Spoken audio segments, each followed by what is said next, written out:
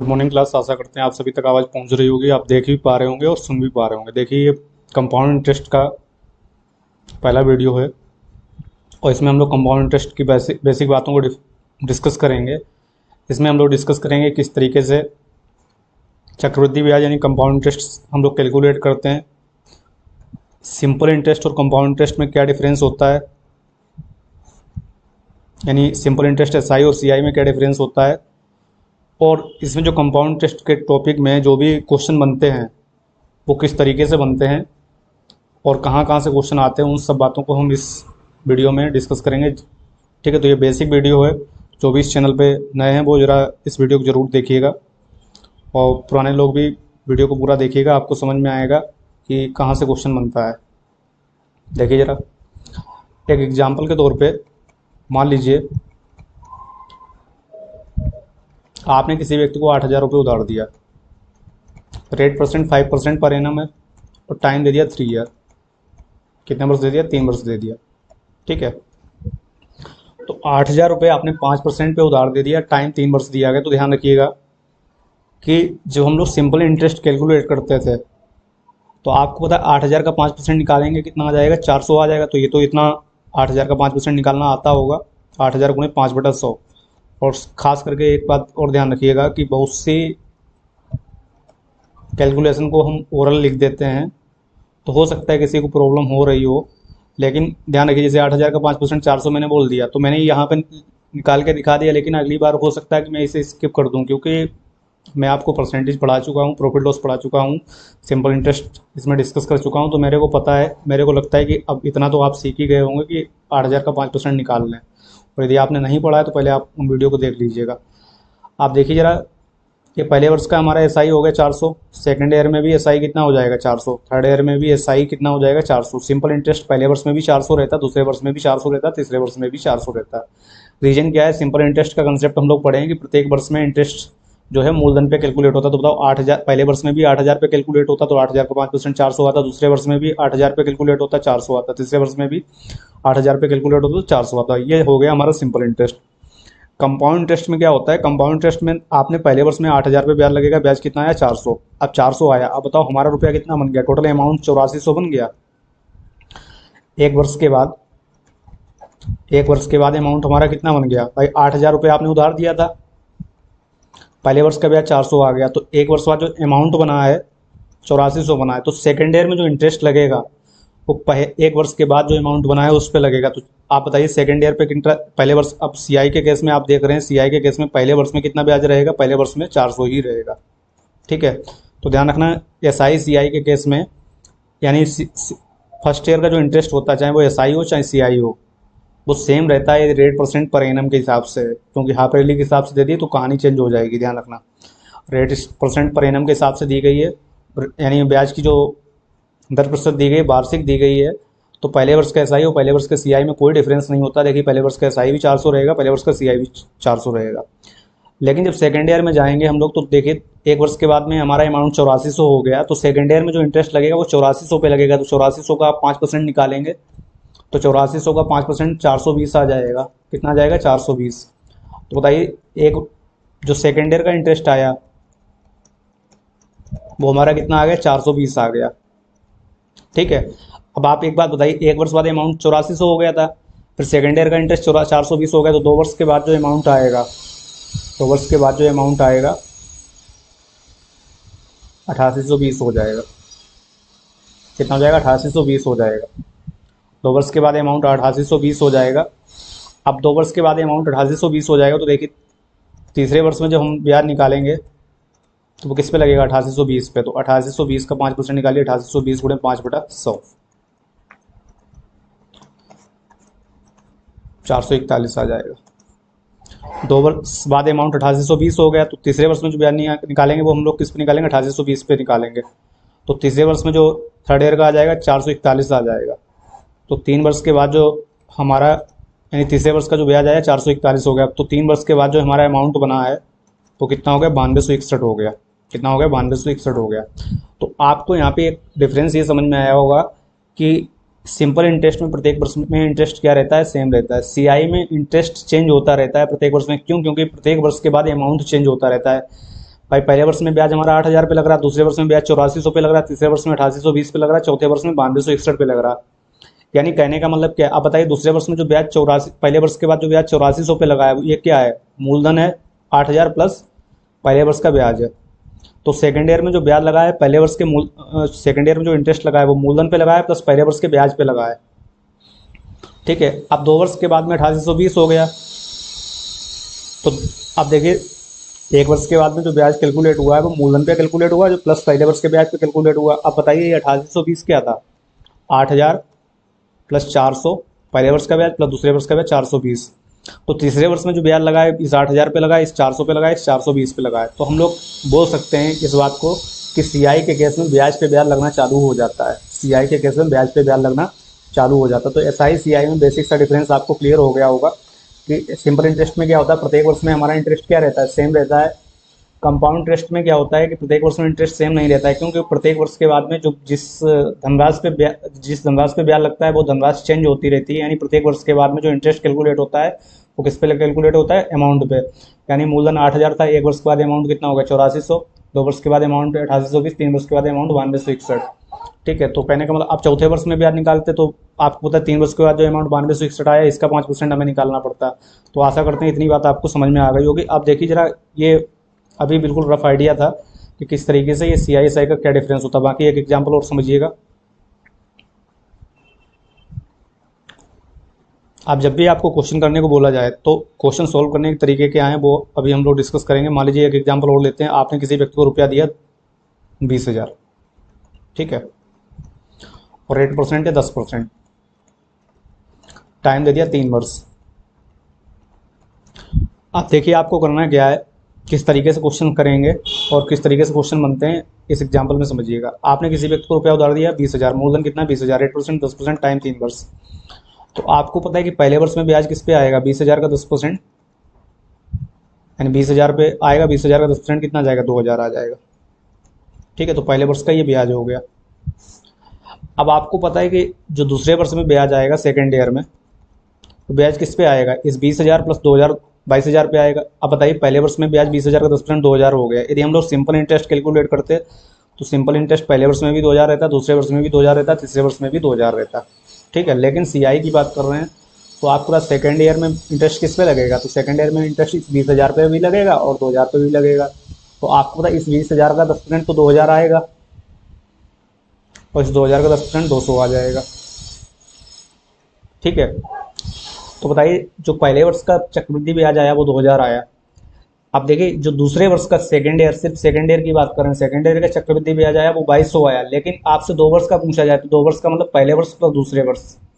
देखिए यहाँ पे शब्दों का ध्यान रखिएगा, जब दूसरे वर्ष का पूछा जाएगा सिर्फ सेकेंड ईयर का तो 2,000 प्लस 200 2,200, लेकिन जब 2 वर्ष का पूछा जाएगा तो पहले वर्ष प्लस दूसरे वर्ष, यानी पहले वर्ष का 2,000 प्लस दूसरे वर्ष का 2,200, 2,000 प्लस 2,200 4,200। तो अब आपसे पूछा जाए कि 2,000 रुपये पर 10% दर से 2 वर्ष का सीआई क्या होगा, तो पहले वर्ष का सीआई प्लस दूसरे वर्ष का सीआई 2,000 प्लस 2,000 4,000 2,4,200 हो गया। ठीक है, अब हम लोग तीसरे वर्ष में जाएंगे, तो जब तीसरे वर्ष में जाएंगे तो आपको पता है तीसरे वर्ष में ब्याज किस पे लगेगा, इस मूलधन पे तो लगेगा ही लगेगा, प्लस 2 वर्ष में जितना ब्याज हमारा इकट्ठा हो गया पीछे उस पर भी ब्याज लगेगा। तो बताइए 20,000 का 10% 2,000 आ जाएगा। अब 2 वर्ष में ब्याज कितना इकट्ठा हो गया, भाई पहले वर्ष में ये ब्याज इकट्ठा हुआ, दूसरे वर्ष में ये प्लस ये, तो तीसरे वर्ष में इस पे भी ब्याज लगेगा, इस पे भी लगेगा, इस पे भी लगेगा। अब बताइए 2,000 पे ब्याज निकाले तो 200 आ रहा, तो 2,000 2,000 2 बार हो गया, तो 2 बार हमें ब्याज निकालना पड़ेगा, तो 200 का डबल कर देंगे 400, और यहाँ पे 200 का 10% कितना लिख देंगे, 20 लिख देंगे। तो ये हमारे पहले वर्ष का सीआई हो गया, ये दूसरे वर्ष का सीआई हो गया, तीसरे वर्ष का सीआई हो गया। ठीक है, आशा करते हैं आपको एग्जाम्पल समझ में आ गया होगा। और एक एग्जाम्पल और समझाते हैं किस तरीके से, फिर इसमें इसी टेबल में बताएंगे किस तरीके से क्वेश्चन आपसे बनाए जाते हैं। एक एग्जाम्पल हम ले रहे हैं आपके सामने।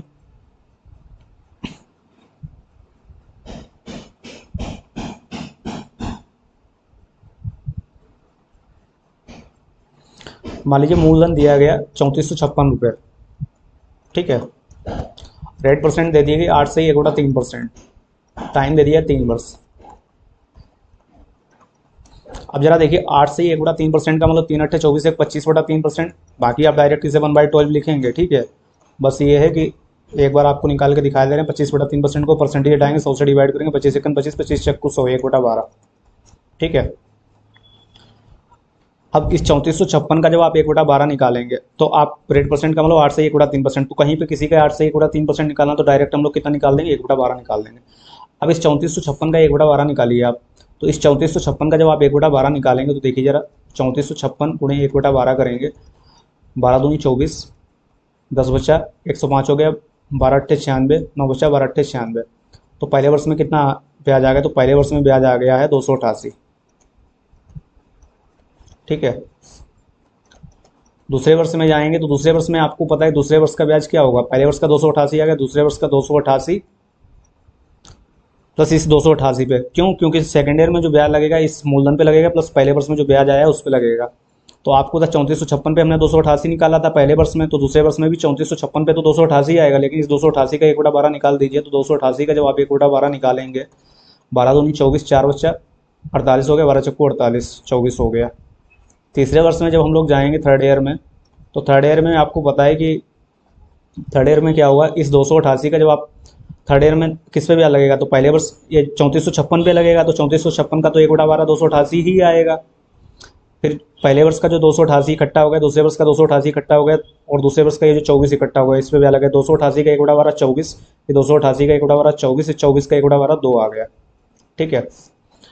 अब जरा देखिए आपके हिसाब से पहले वर्ष का ब्याज, पहले वर्ष का एसआई और सीआई कितना आया 288, पहले आपसे बताया था पहले वर्ष के एसआई सीआई में कोई डिफरेंस नहीं होता। दूसरे वर्ष का सीआई कितना आया 288 + 24 312, ये दूसरे वर्ष का सीआई हो गया 312। दूसरे वर्ष के सीआई साई में डिफरेंस कितने का आ गया, 24 का आ गया। दूसरे वर्ष के सीआई साई में डिफरेंस 24 का आ गया। तीसरे वर्ष का 288 24 312 24 336 338, तीसरे वर्ष का कितना आ गया 338 आ गया। 288 24 312 24 336 तो 338।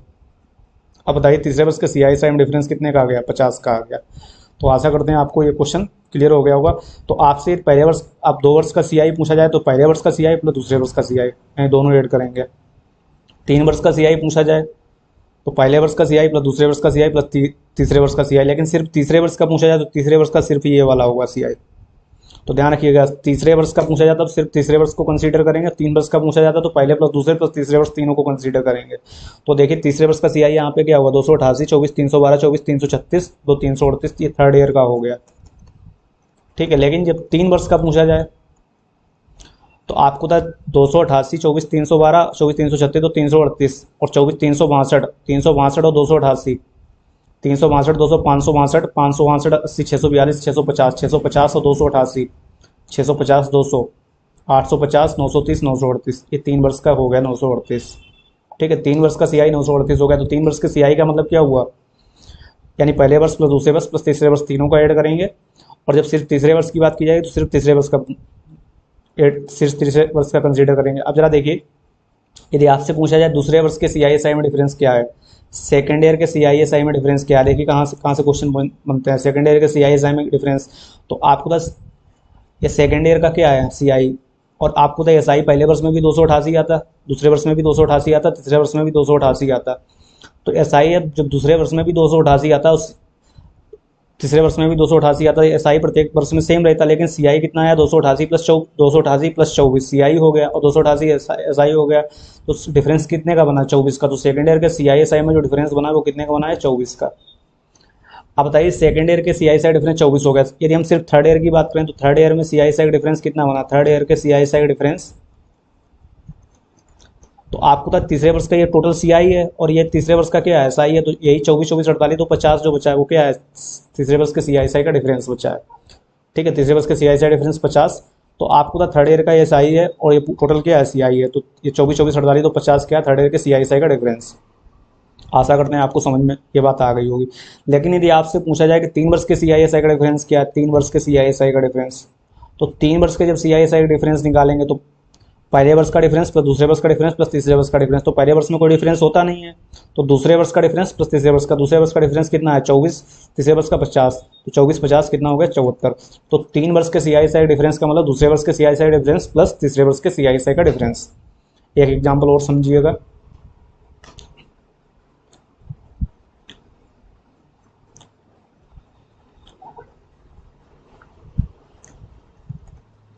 मान लीजिए मूलधन दे दिया गया आपको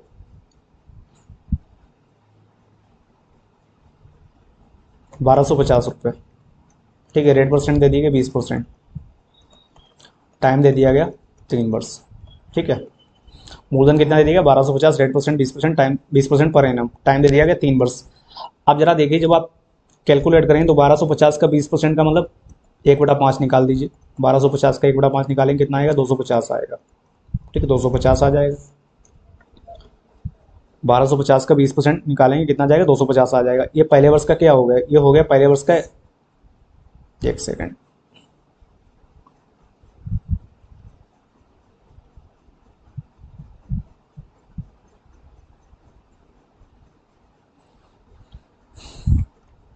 ये पहले वर्ष का क्या हो गया आपका एसआई और सीआई, क्योंकि पहले वर्ष के एसआई सीआई में कोई डिफरेंस नहीं होता, जो पहले वर्ष का एसआई होता है वही सीआई होता है। सेकंड ईयर में जाएंगे तो आपको 1250 पे ब्याज लगेगा, इस 250 पे, तो 1250 का 20% 1/5 250, 250 का 1/5 कितना आएगा 50।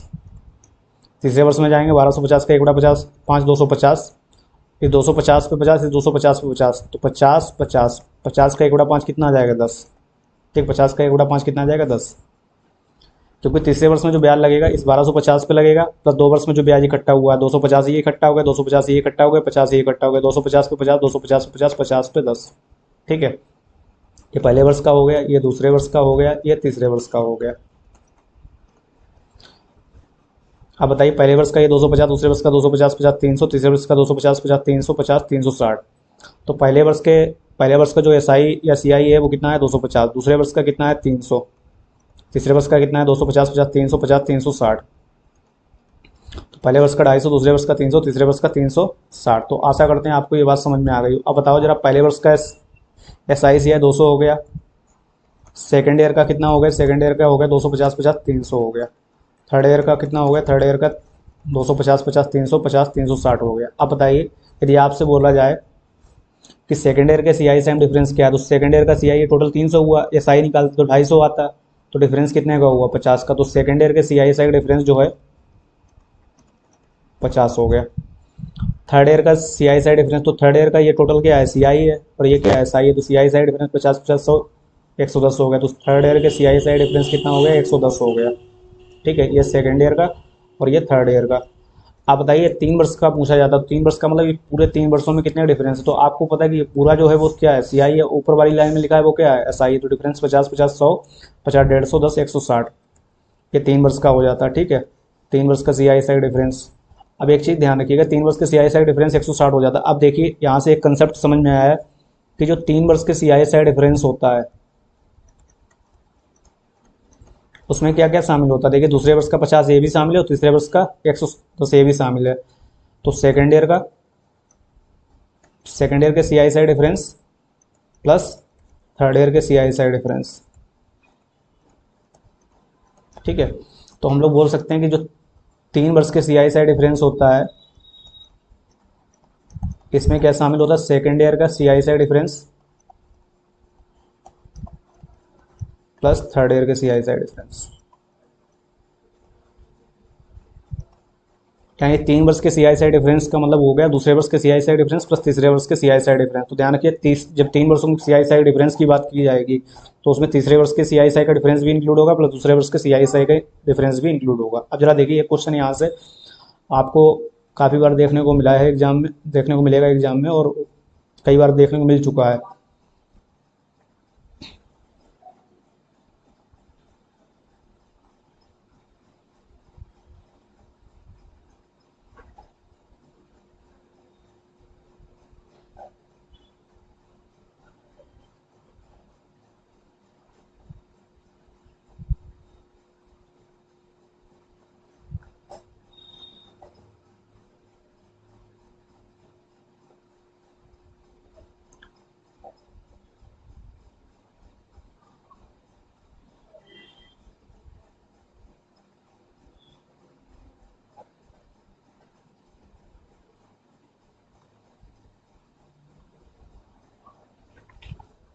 देखिए जरा यहाँ पे आपने देखा कि सेकेंड ईयर के सी आई एस आई का डिफरेंस कितना आ रहा था, सेकेंड ईयर के सी आई एस आई डिफरेंस 50 आ रहा था। थर्ड ईयर का कितना आ रहा, थर्ड ईयर का 110 आ रहा था। अब बताइए जरा ये जो सेकेंड ईयर के सी आई एस आई डिफरेंस 50 आया ये किस पे बना है, ये पहले वर्ष के सिंपल इंटरेस्ट पे बना। देखिए 250 का ही 20% आपने निकाला तभी तो 50 आया था। 250 का 20% निकाला तभी तो 50 आया। तो कहने का मतलब जो सेकेंड ईयर के CISI डिफरेंस बनता है वो पहले वर्ष के साधारण ब्याज पे बनता है।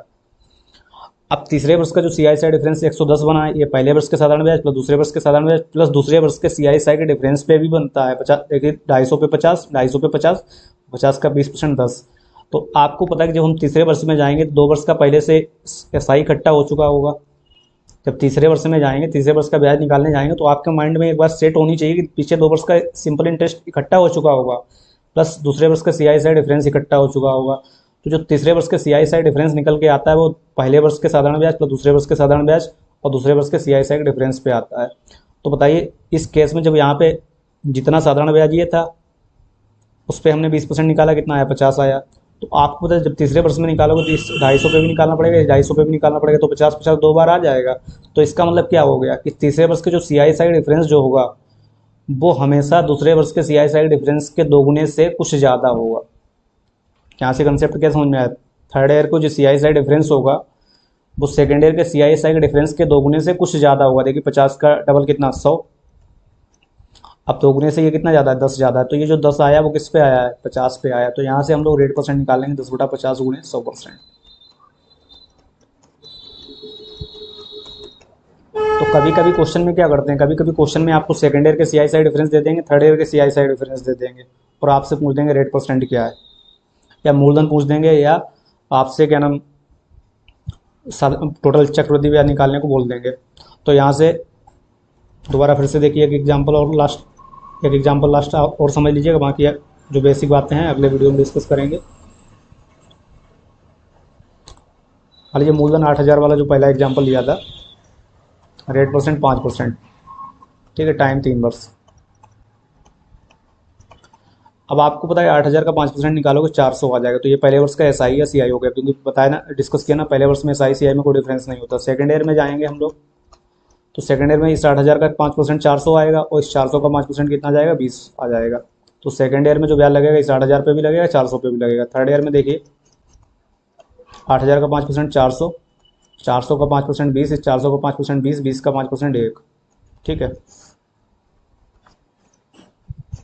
अब बताइए जरा, सेकेंड ईयर के CISI डिफरेंस कितना हो गया? सेकेंड ईयर के CISI डिफरेंस हो गया 20। थर्ड ईयर का कितना हो गया? थर्ड ईयर का हो गया 20 20 40 1 41। तो आप देख रहे हैं 20 का डबल कितना हुआ? 40 से कितना ज़्यादा है? 1। अब बताइए ये जो 1 ज़्यादा है वो किस पे ब्याज लगा है? 20 पे ही तो लगा है। तो कहने का मतलब थर्ड ईयर को जो CISI डिफरेंस होता है वो सेकेंड ईयर के CISI के डिफरेंस के दोगुने से कुछ ज़्यादा होता है। जो ज़्यादा होता है वो किस पे ब्याज होता है? जो ज़्यादा होता है वो सेकेंड ईयर के CISI डिफरेंस पे ब्याज होता है, ठीक है। तो अब बताइए यही क्वेश्चन में आपको क्या करते, पलट के क्वेश्चन पूछ देते इस तरीके से, जरा समझिएगा कि क्वेश्चन में 8000 गायब कर देते, ठीक है।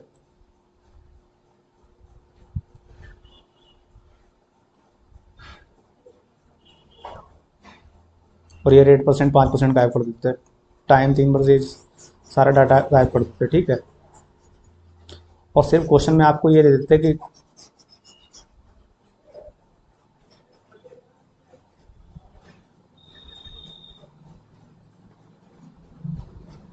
किसी धनराशि पर दूसरे वर्ष का CI 20 रुपये है और तीसरे वर्ष का CI 41। किसी धनराशि पर दूसरे वर्ष का CISI डिफरेंस 20 रुपये है और तीसरे वर्ष के CISI डिफरेंस 41 रुपये है, ठीक है। तो अब अब आपसे पूछ देते हैं रेट परसेंट क्या है। तो आपको पता है कि सबसे पहले हम लोग मूलधन लिखते हैं, फिर पहले वर्ष का साधारण ब्याज लिखते हैं, ठीक है। यहाँ पे पहले वर्ष का साधारण ब्याज लिखते हैं, फिर दूसरे वर्ष का साधारण ब्याज लिखते हैं, फिर उस पर जो ब्याज पे ब्याज आता है। तो ये जो ब्याज पे साधारण ब्याज पे ब्याज आया वो कितना है? दूसरे वर्ष का 20, तीसरे वर्ष में कितना है? 41। तो 20, तो आपको पता है कि यहाँ पे सिंपल इंटरेस्ट जो भी इकट्ठा हुआ होगा, यहाँ पे सिंपल इंटरेस्ट इकट्ठा हो गया, इस सिंपल इंटरेस्ट पे 20 आया, तो 2 बार के सिंपल इंटरेस्ट पे 20 20 2 बार आएगा। तो जो 1 रुपये एक्स्ट्रा बचा है वो किस पे ब्याज है? इस पे 20 पे ही तो ब्याज है। तो यहाँ से रेट परसेंट निकल आएगी, तो 1/20 गुणे 100%। तो यहाँ से रेट परसेंट कितनी आ जाएगी? 5% आ जाएगी। तो कभी कभी क्वेश्चन में क्या बोला जाएगा, थर्ड ईयर का CISI डिफरेंस दे दिया जाएगा, सेकंड ईयर के CISI डिफरेंस दे दिया जाएगा। तो ध्यान रखना, थर्ड ईयर के जो CISI डिफरेंस होता है तो सेकेंड ईयर के CISI डिफरेंस के दोगुने से कुछ ज़्यादा होता है। जो ज़्यादा होता है वो किस पे ब्याज लगता है? सेकेंड ईयर के CISI डिफरेंस पे।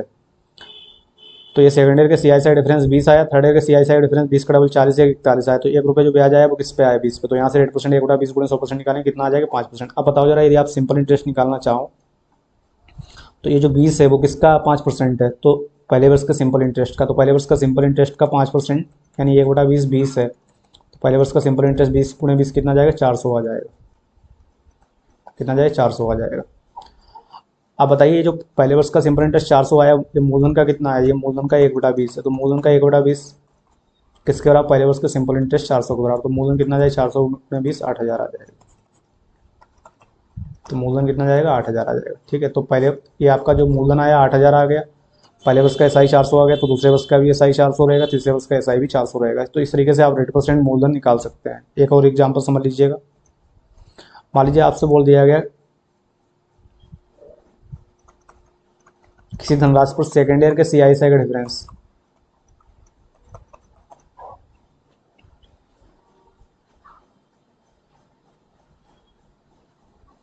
40 रुपये है और थर्ड ईयर के CISI डिफरेंस 82 रुपये। ठीक है, थर्ड ईयर के CISI डिफरेंस कितना हो गया, 82 रुपये। ये वही क्वेश्चन हो गया सेम। एक सेकंड में डाटा डबल हो गया।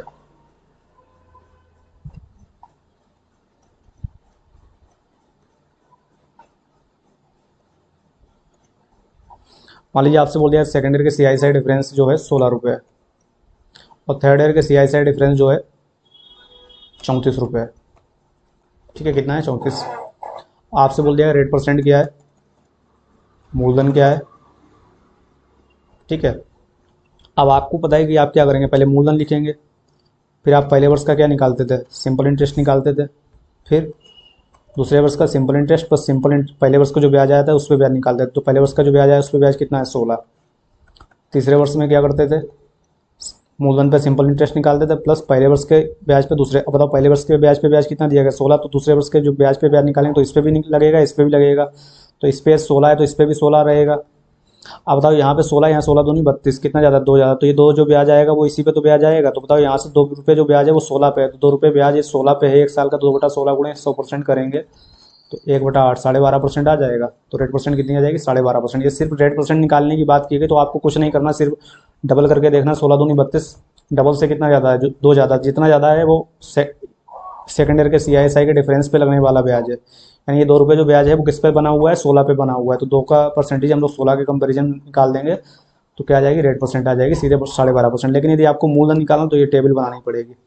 अब बताओ जरा, रेट परसेंट 12.5% का मतलब 1/8 होता, तो ये जो 16 है वो किसका 1/8 है, पहले वर्ष के साधारण ब्याज का 1/8 है। तो पहले वर्ष के साधारण ब्याज का 1/8 16 है,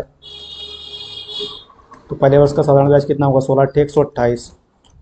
अब साधारण ब्याज प्रत्येक वर्ष में क्या रहता है, सेम रहता है। तो यहाँ पे भी 128, यहाँ पे भी 128 लिख देंगे। अब जो ये पहले वर्ष का साधारण ब्याज है वो किसका 1/8 है, तो मूलधन का 1/8 128 के बराबर। तो मूलधन कितना आ जाएगा, 1024 के बराबर। तो आशा करते हैं आपको ये एग्जाम्पल समझ में आ गए होंगे। बाकी और जो बेसिक बातें हैं अगले वीडियो में डिस्कस करेंगे, उसके बाद में फिर हम लोग क्वेश्चन को डिस्कस करना चालू कर देंगे। थैंक यू सभी स्टूडेंट को।